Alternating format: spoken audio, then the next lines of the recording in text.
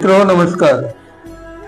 लकवा रोग शरीराचा अर्धा भाग किंवा पूर्ण भाग लुला पडणे, निष्क्रिय होणे अशा व्यक्तीस लकवा झालाय असं आपण गृहीत पकडतो किंवा समजतो.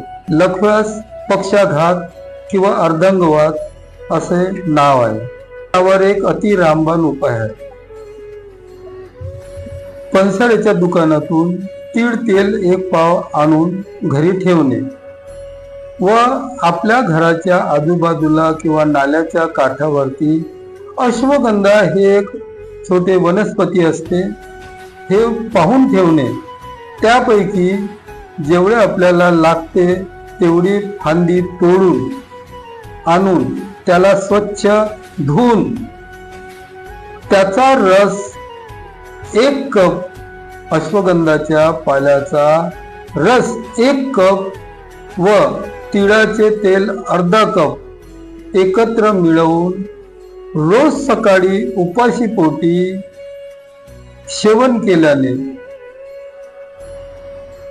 हा पक्षाघात म्हणजेच लकवा 3 ते 7 दिवस सतत घेतल्याने हा रोग परिपूर्ण बरा होतो.